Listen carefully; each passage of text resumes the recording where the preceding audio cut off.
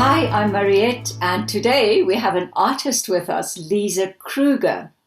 Her work expresses the pain, hardship, and suffering that all of us harbor.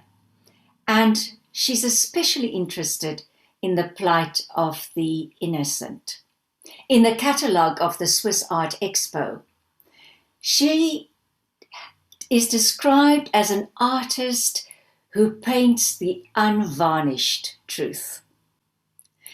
She told me that her art speaks on behalf of her, but slowly but surely she realized that she has to find her own voice. Lize, I'm so glad that I've put pressure on you to speak to us today. Welcome. Thank you so much, Liz. You've really tricked me into this one. You said that you always shy away from speaking in public. Has that always been a problem for you, or is it something that you've experienced lately? Yes, no, I can remember since my first year. No, I'm lying. My first year in school, I'm going to accuse someone that I don't even know lives anymore. If I can play the blame game. I was a very enthusiastic grade 1 scholar. I couldn't wait to go to school. I couldn't wait to read. That's all I wanted to do. And this teacher was so irritated with me because every day when I get into the classroom, that was the first thing I wanted to know. When are we going to start reading? I want to read. And she just wanted me to shut up. And she helped me doing that. And I lost that confidence. And that I remember since then, reading in class was just a nightmare. And the other thing was my voice. I was this skinny little girl with this deep voice. And you know how it is when you hear your own voice. And as a little girl, I just couldn't listen to that voice of mine. I sounded like my dad coming out of my mouth, to me anyway. And people or children make fun of you, and I think maybe that's where it started. I get performance anxiety. I stutter. I can't even remember my own name if I have to make a speech. It's one of my big hang-ups. Oh, Lize, thanks so much for sharing those little incidents in the past. It's so true that we pack them away so deeply, but the moment we are exposed and we stand in front of an audience, those little incidents, when we were mocked or rejected, they suddenly resurface and they just come to the fore without even us realizing it. Were you at school when you had to read in class? How did that feel for you? Well, I didn't sleep the previous evening at all. Hyperventilating, call everything that you can, what that can happen to you, that you did. And did you ever manage to overcome that? No, and I think, that's why it's important to me to use my art, because I always feel that's my way of communication.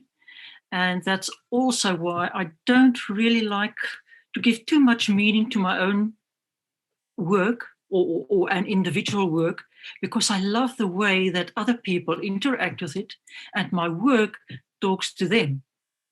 And people can relate sometimes an issue that I didn't even want to address or didn't aim to address. Just hits home in a different way. And that's also always the surprising factor in having an exhibition and see how people communicate with my work and the dialogue between my work and my audience. I agree wholeheartedly. I've seen many of your works and they grow on one. We see something and then we see something else and something else. And that's really a gift that you have. But the downside is, Lize, that your art can't always speak. The requests are there, yes. I attended one of your exhibitions when you were commissioned to do work for the Lost Gardens of Heligan. Oh, that's Tell us right. more about that. Yes, about a week or two before the opening, Alex Smith, who was the driving force behind the whole project, he contacted me and said, I must introduce myself that evening and have a little speech. And I just said, forget it. There's no way I'm going to stand up before all these people and do that. And I said to him, and he even mentioned it that evening, that I said to him, that's one thing. My work has to speak for itself. But after that, there was a few, I realized this is waiting for me around the corner. So fortunately, I was featured in a few art magazines the past few months. And luckily, they sent me the interviews. I'm very good with sitting down with a pen in my hand, then I can order my thoughts. My thoughts are all over the place if I talk. If I interrupt myself, my whole thought process is gone. So for me to connect the pen with my brain, common sense and sense comes out of my being. But boy, when I have to speak, it's a different story. Oh, Lize, you're so honest and open. Thank you so much for that. I'm sure hundreds of people can identify with how you feel. And the moment we tense up, it's so true that we easily strike a blank.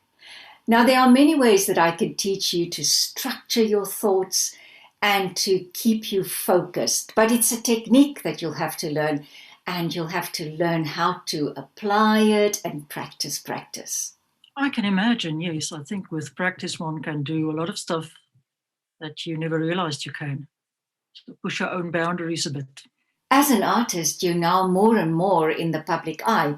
So sooner or later, you'll have to hold your own in an interview. That's a very hard realization, Mariette. I think I've limited myself in a huge way because of that. I would hold back because I don't really want to be seen, because it is just too embarrassing for me. So if I could hide, even with a normal exhibition, if I can hide behind the work, I will be very happy. I don't like attending my own art exhibitions.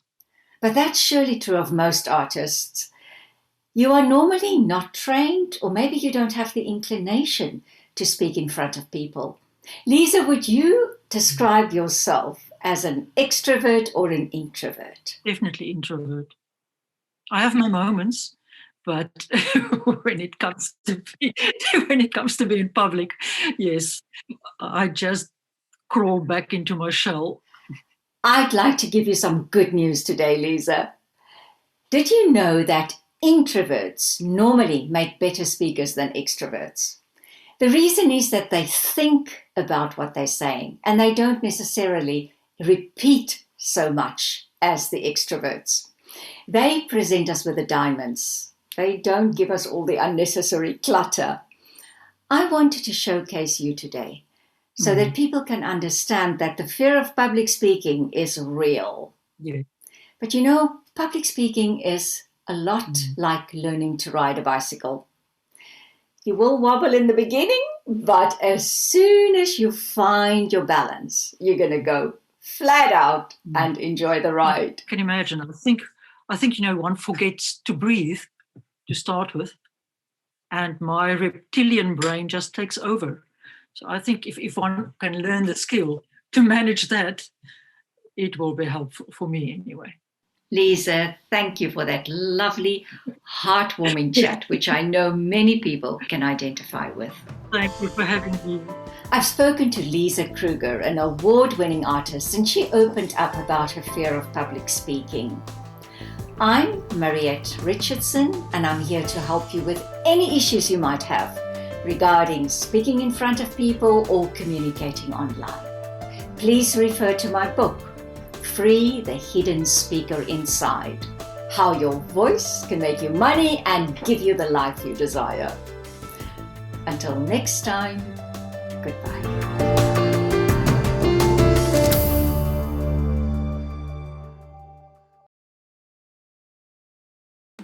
Post your questions on LinkedIn to Mariette Richardson or email them to mariette@myvoiceuk.com and include a photo.